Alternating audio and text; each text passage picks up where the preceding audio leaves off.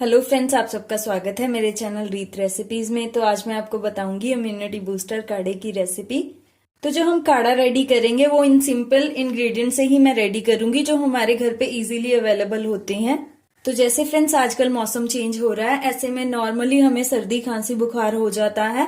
तो इन सब से लड़ने के लिए, हमें इन सारी बीमारियों से लड़ने के लिए हमारी बॉडी का स्ट्रांग होना और हमारी इम्यूनिटी का स्ट्रांग होना बहुत ही जरूरी होता है। तो ये जो काढ़े की रेसिपी मैं आपके साथ शेयर करूंगी, ये हमारी इम्यूनिटी को भी स्ट्रांग करेगी और हमें अंदर से शक्ति देगी। तो अगर आपको ऐसे में खांसी या जुकाम हो जाए तो आप ये काढ़ा बना के पी लीजिए, आपको बहुत ही रिलीफ मिलेगा इससे। ये पुराने जमाने से चला आ रहा है, ये काढ़ा हमारी दादी नानी के टाइम से चला आ रहा है ये। तो फ्रेंड्स आप ये मेरी वीडियो एंड तक देखें, जैसे जैसे मैं ये चीजें डालती जाऊंगी उनके फायदे भी मैं आपको साथ साथ बताती जाऊंगी। तो चलिए हम अपना काढ़ा बनाना शुरू करते हैं। तो अगर फ्रेंड्स आप मेरे चैनल पे नए हैं तो आपका स्वागत है और मेरे चैनल को सब्सक्राइब जरूर करें। साथ में लगा बेल आइकॉन भी जरूर दबाएं ताकि मैं ऐसी ही अच्छी अच्छी वीडियो आप सबके लिए लाती रहूं। तो फ्रेंड्स सबसे पहले हम काली मिर्च को थोड़ा सा पीस लेते हैं। काली मिर्च के बहुत सारे फायदे होते हैं। ये एंटीऑक्सीडेंट होती है, हमारे पेट के लिए, गले के लिए बहुत ही अच्छी होती है और ये डाइजेशन के लिए भी बहुत ही अच्छी होती है। तो चलिए हम इसको पीस लेते हैं। तो ऐसे 10 से 12 काली मिर्च के दाने लिए हैं मैंने, साबुत काली मिर्च ली है। अगर आपके पास पिसी हुई है तो आप वो भी यूज कर सकते हैं।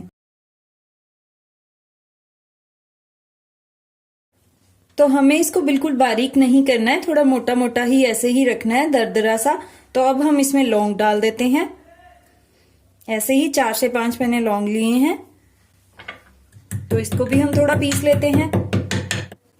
तो काली मिर्च और लौंग को मैंने पीस लिया है। अब इसके साथ मैं डालूंगी मुलट्ठी। मुलट्ठी ये गले के लिए, खांसी के लिए बहुत ही अच्छी होती है। तो इसको भी हम थोड़ा सा पीस लेते हैं।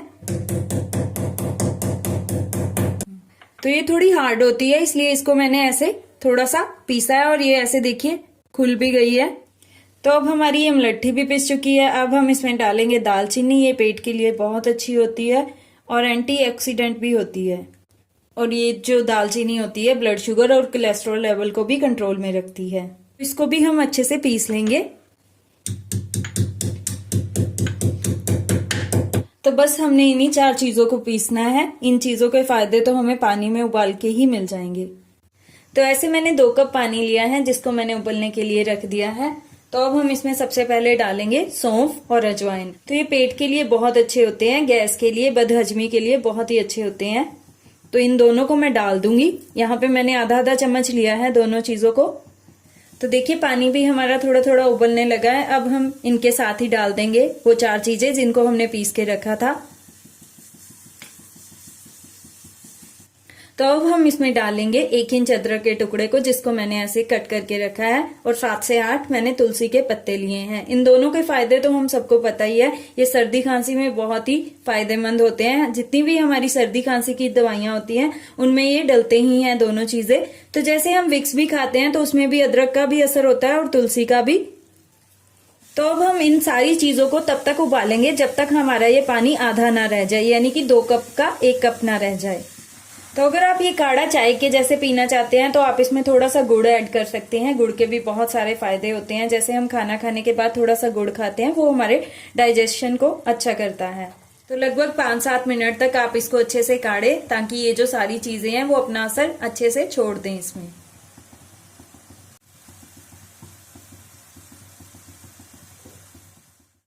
तो ये देखिए हमारा ये काढ़ा रेडी है और 2 कप का 1 कप भी रह गया है। तो चलिए अब हम इसको छान लेते हैं।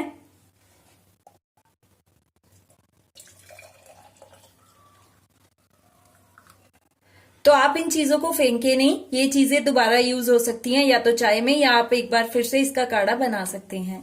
तो ये हमारा काढ़ा रेडी है। अगर आपके घर में किसी को खांसी या जुकाम है तो आप इसको सोने से पहले उनको दें। एक ही रात में आपको बहुत ही रिलीफ मिलेगा। और अगर आपने ये वाला जो काढ़ा है बच्चों को देना है तो आप इसमें 1 या 2 चम्मच शहद भी ऐड कर सकते हैं।